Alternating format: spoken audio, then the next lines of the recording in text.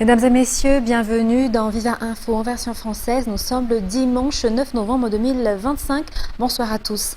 Dans les actualités de ce jour, le souhait de la population était de voir tomber la pluie pour alimenter le barrage hydroélectrique d'un décalé qui favorisait l'approvisionnement en eau potable avant l'opération d'ensemencement de nuages effectuée hier.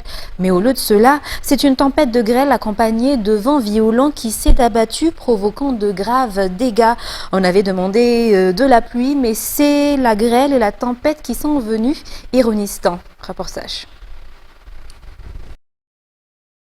Beaucoup de gens s'étaient réjouis et attendaient avec impatience hier une amélioration dans la distribution d'électricité et d'eau dans la capitale et ses environs, après l'annonce du gouvernement concernant le déclenchement d'une pluie provoquée. Chaque foyer espérait ce changement, mais selon les habitants des quartiers situés dans la partie orientale d'Antananarivo, ce fut une véritable catastrophe qui est survenue. L'averse d'hier a causé d'importants dégâts dans plusieurs zones telles qu'Amboipou, Bessarit, Akatjatumb, Beipas, Anjessour, Ambomangakil, Alassour, Ambomanamboul et Ambumalaz. Les cultures ont été détruites par la grêle et les vents violents, les toitures, clôtures et portails endommagés et certaines infrastructures totalement ravagées. Aucun bilan officiel n'a encore été publié concernant cet incident. Par ailleurs, la tempête a également provoqué des coupures prolongées d'électricité et d'eau dans de nombreux quartiers de la capitale et des environs en raison de la détérioration de certaines installations de la Djerama. Plusieurs zones, notamment Bessarit, Tinjavoing et Petite Vitesse, ont également été inondées. Bien que plusieurs opérations de pluie provoquées aient déjà été menées dans les eaux de terre, aucune n'avait encore causé autant de dégâts que celle d'hier. Une question se pose désormais: comment réparer les destructions et les pertes causées par cette pluie torrentielle accompagnée de grêle et de vents violents? Alors que le manque d'eau et d'électricité était déjà un problème, la situation d'hier n'a fait qu'aggraver les choses.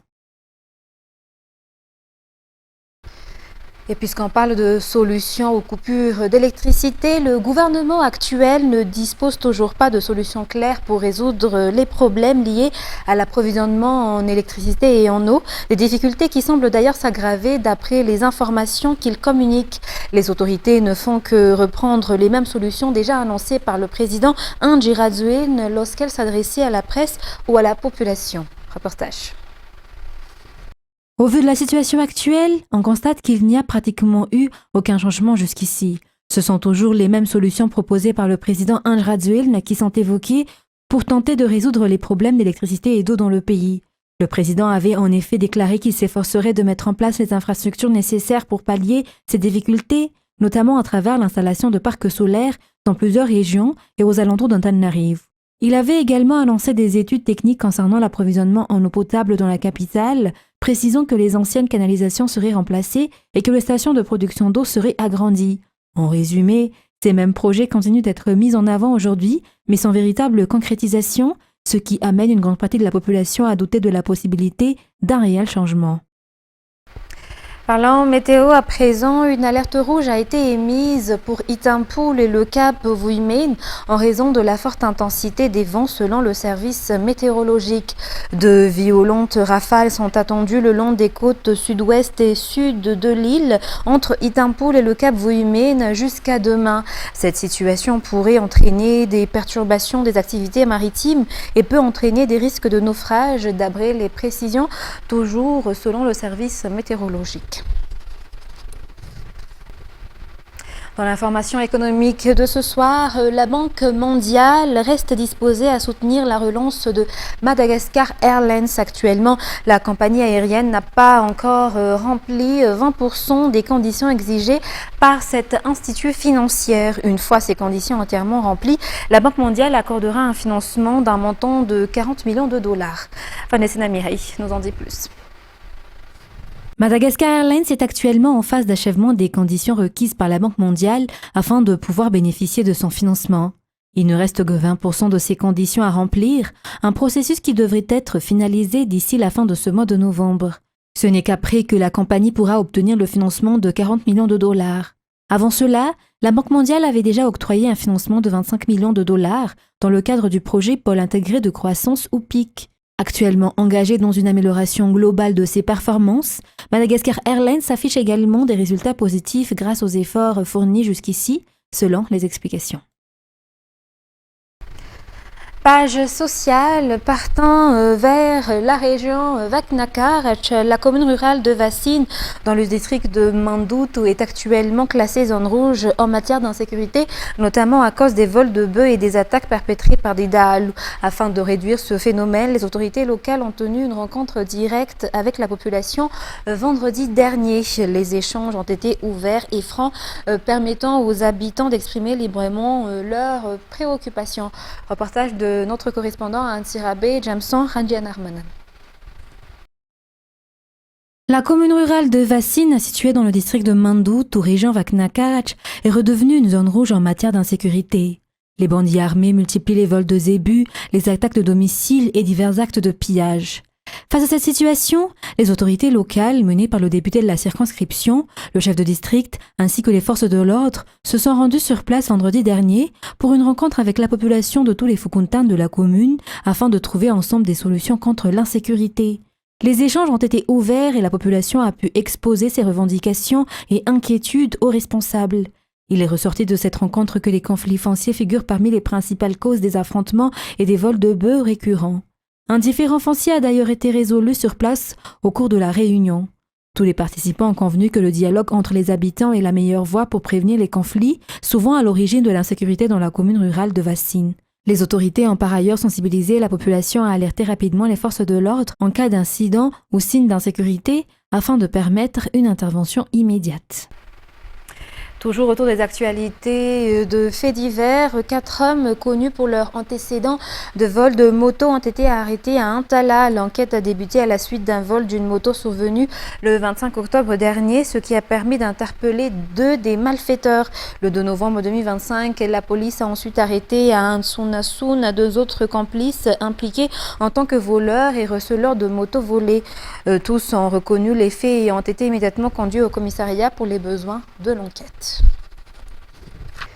Dans l'actualité politique, Camille Vital a été démis de ses fonctions d'ambassadeur de Madagascar à Maurice lors d'un conseil des ministres tenu par visioconférence hier samedi 8 novembre 2025. Il a occupé ce poste depuis 2019. Dans le reste de l'actualité locale, le manque de matériel pour lutter contre les incendies constitue un grand obstacle à la protection des forêts selon l'INDRI ou l'Initiative pour le développement, la restauration écologique et l'innovation. L'organisation appelle les autorités à faire de la lutte contre la déforestation et les feux de brousse une priorité nationale. Reportage de Fangesen Amiri. L'incident survenu à Ansran le 24 octobre dernier illustre bien le manque de moyens pour la protection des forêts. Des hectares entiers ont été détruits par les flammes. Le manque d'équipement pour combattre les incendies reste un frein majeur entraînant de graves conséquences. L'INDRI appelle le gouvernement à faire de la lutte contre la déforestation et les feux de brousse une priorité nationale tout en renforçant les équipements, les stratégies de prévention, de surveillance et de restauration environnementale. L'organisation demande également un soutien accru aux communautés locales de base, comme le Vui ou Vunjnulna Ifut, afin de renforcer leur rôle dans la gestion et la protection des forêts. Passons à présent, mesdames et messieurs, aux actualités internationales. Accompagné de vents atteignant 230 km à l'heure en pointe, le super typhon Fangyong s'approche aujourd'hui des Philippines. Plus d'1 million de personnes ont déjà été évacuées et une personne est morte. Les détails avec France 24. Des habitations dévastées ou recouvertes de boue par centaines à Cebu, province philippine la plus meurtrie par le typhon Kalmegi cette semaine. 70% du nombre total de victimes, plus de 200 à l'échelle du pays, y ont été dénombrés. À l'approche de Fangyong, une autre redoutable tempête, les recherches des disparus ont été stoppées. Nouvel objectif des autorités, évacuer les populations vers les hauteurs protégées des inondations. Dans la province de Sorsogon, plusieurs familles ont trouvé refuge dans cette église. Le dernier typhon a provoqué des inondations chez nous. Ce qui m'importe maintenant, c'est de m'assurer que ma famille est en sécurité. Ici, nous sommes prêts face à la prochaine tempête. Avec ses 1500 km de diamètre, le super typhon Fangyong devrait recouvrir l'intégralité de l'archipel philippin. Il devrait toucher le pays entre dimanche et lundi.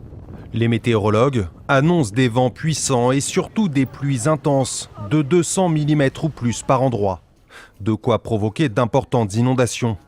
Une menace pesante, alors que les plaies du passage du précédent typhon restent ouvertes. Nous veillons nos morts. Notre famille est morcelée. Certains sont encore portés disparus. On ne sait pas si on les retrouvera un jour. Chaque année, une vingtaine de tempêtes ou de typhons frappent les Philippines ou s'en approchent. Selon les scientifiques, le réchauffement climatique provoqué par l'activité humaine rend les phénomènes météorologiques extrêmes plus fréquents, plus meurtriers et plus destructeurs. Et à 3 jours de l'ouverture de la COP30 à Belém, au Brésil, le président Lula a appelé vendredi à accélérer la sortie des énergies fossiles, alors que le thème ne figure pas officiellement à l'agenda de la conférence de l'ONU sur le climat. France 24. À Belém, c'est sous 30 degrés que les dirigeants du monde entier achèvent 2 jours de négociations, en prévision de l'ouverture de la COP30 ce lundi. Et l'heure n'est pas à la célébration. 10 ans après l'accord de Paris, les dirigeants internationaux admettent n'avoir pas réussi à limiter le réchauffement climatique comme espéré. Sans inviter au découragement, le président du Brésil, Lula, appelle à une COP de la vérité. Malgré les progrès réalisés, 2024 a enregistré un nouveau record en matière d'émissions de carbone dans le secteur de l'énergie. Le niveau le plus élevé depuis 1957. Les motivations financières vont souvent à l'encontre de la durabilité. L'objectif de limitation du réchauffement de la planète à 1,5 degré est en passe d'être dépassé, et 2025 s'annonce comme l'une des années les plus chaudes de l'histoire. Face à cet échec, les chefs d'État mettent en cause les nombreuses crises géopolitiques et commerciales. Beaucoup condamnent aussi la montée de la désinformation climatique et le retrait des États-Unis de la coopération sur le climat. Ce sont des temps où émergent des voix qui choisissent d'ignorer ou de nier les preuves scientifiques concernant la crise climatique. Sans aller plus loin, le président des États-Unis, Donald Trump, a déclaré lors de la dernière Assemblée générale des Nations Unies que la crise climatique n'existait pas, et c'est un mensonge. Seulement une trentaine de chefs d'État et de gouvernement se sont déplacés pour la COP cette année. Même si l'enthousiasme semble être retombé, les négociations de nouveaux objectifs pour le climat débuteront lundi et courront jusqu'au 21 novembre prochain. Et parmi cette trentaine de chefs d'État et de gouvernement qui s'étaient déplacés au Brésil pour la COP, il y a Emmanuel Macron qui a poursuivi son déplacement par le Mexique. Et depuis Mexico, le président français a répondu à cette levée de bouclier autour de la décision d'accepter d'entrer dans le Mercosur.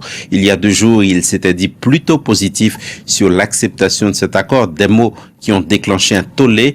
Emmanuel Macron a tenté de rectifier le tir.